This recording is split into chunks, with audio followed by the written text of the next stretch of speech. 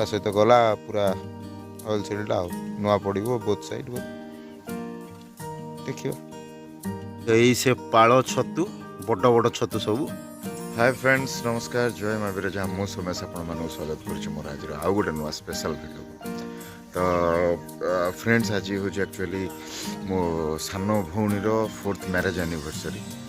तो जाऊँगी सकाळु एवं शीतटा पड़ी जाऊँगी मुझे पठेबी भुवनेश्वर किसी माने मिठा मिठी। तो मुझे गाँव में आउ सी अच्छी भुवनेश्वर रे। तो देखुँ से जाकि सकाल मिठा आ जो नड़िया परा होता पहर दिन किसी नड़िया एमती किसी जिन मिसई मसई पठेबी बस रे। तो चलो जीवा।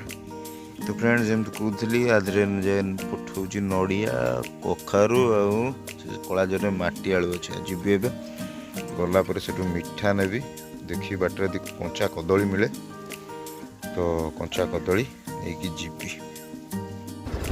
तो फ्रेंड्स देखो गाँव नजारा ये हूँ एक्चुअली गाँव मजा नई बिल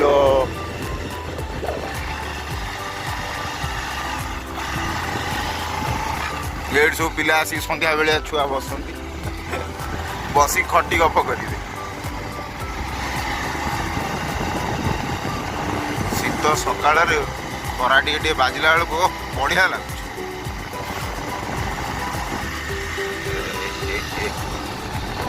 फ्रेंड्स आसीगली आमर सिंहपुर बोली जगह अच्छी छक तो से पाखापाखि यहीटा हूँ आम गाँ नई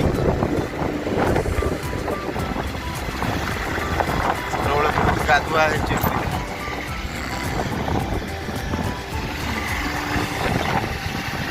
परस्रता नईना।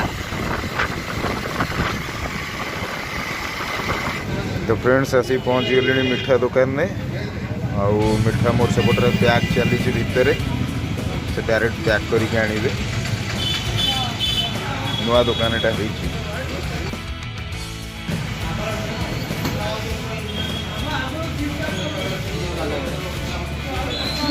गुड़ रसगोल्ला मिठा सब पैकिंग चलची।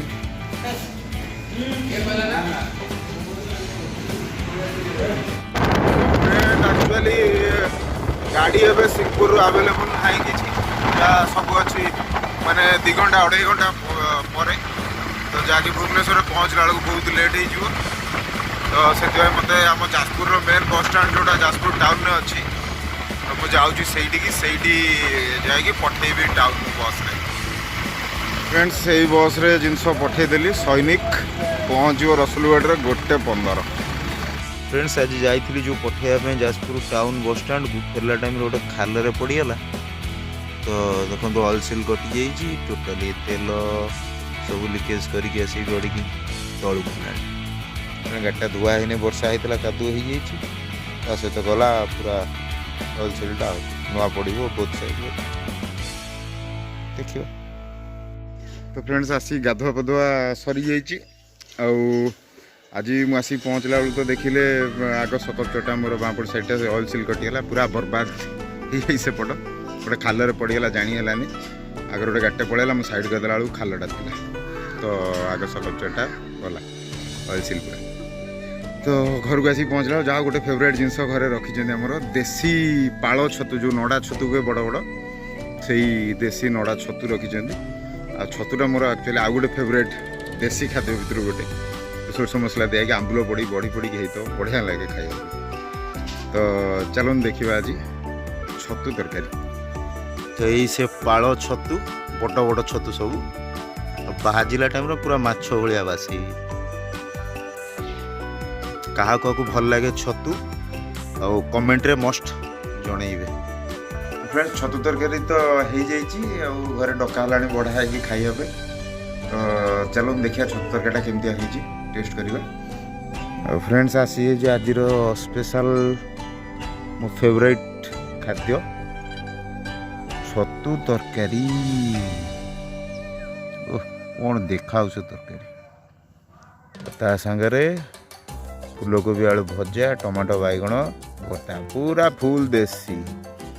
चलतु खाइबा आउ एंजॉय करा। मुझे संभाली पार पाटू नाल पड़े। ଗୋଳେଇବା ଝୋଳ ସହିତ।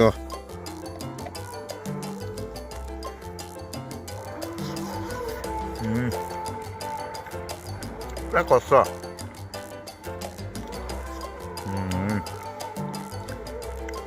ଏମିତିଆ ଖାଇବା ବେଳେ ଅମୃତ ଖାଇଲା ଭଳିଆ ଲାଗୁଛି। ମୁଁ ଜାଣିନି ଆକ୍ଚୁଆଲି ଅମୃତ ଟେଷ୍ଟ କେମିତିଆ, ମୁଁ ଭାବୁଛି ଏଇଟା ବୋଧେ ଅମୃତ। ଛତୁ ଖଣ୍ଡେ ଖଣ୍ଡେ ତା ଦେହରେ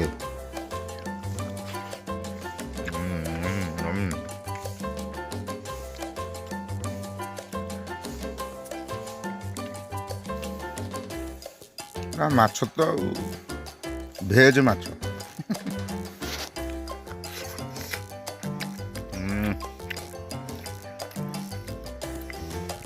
ବଢ଼ି ବଢ଼ି ସହିତ ଛତୁ କ'ଣ ନ ଲାଗୁଛି।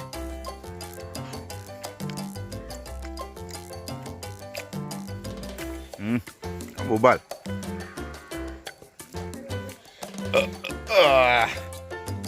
ପୁରା ତଣ୍ଟି ଯାଏଁ ଖାଇ ଦେଇଛି ଆଜି।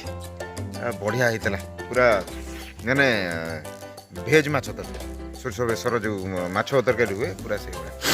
ଓହ ଭାରି ଆଜି ପୁରା ଗାଡ଼ି ଚଲେଇ ଚଲେଇ ଭାରି ଟାୟାର୍ଡ଼ ଲାଗିଲା, ଆଖି ପୋଡ଼ିଲାଣି। ଯିବା ଟିକେ ଅଧଘଣ୍ଟା ଖଣ୍ଡେ ରେଷ୍ଟ ନେଇଯିବା, ନେଇକି ଅଲଗା କାମ ଅଛି ତା ଇଏ କରିବା। ଆଶା କରୁଛି ଆଜି ଭିଡ଼ିଓଟା ବି ଆପଣଙ୍କୁ ଭଲ ଲାଗିଥିବ ନିହାତି। ଆଉ ଯଦି ଭଲ ଲାଗିଛି କାଇଣ୍ଡଲି ଟିକେ ଲାଇକ୍, ସେୟାର, ସବସ୍କ୍ରାଇବ୍ ଆଉ କମେଣ୍ଟ ମଷ୍ଟ କରିବେ। ଆଉ କହିବେ ହଁ ଛତୁ ତରକାରୀ କାହାକୁ କାହାକୁ ସୋରିଷ ମସଲାରେ ଆମ୍ବୁଲ ବଢ଼ି ପଡ଼ିକି ଭଲ ଲାଗେ, ନିହାତି କମେଣ୍ଟରେ ଜଣାଇବେ। ଧନ୍ୟବାଦ।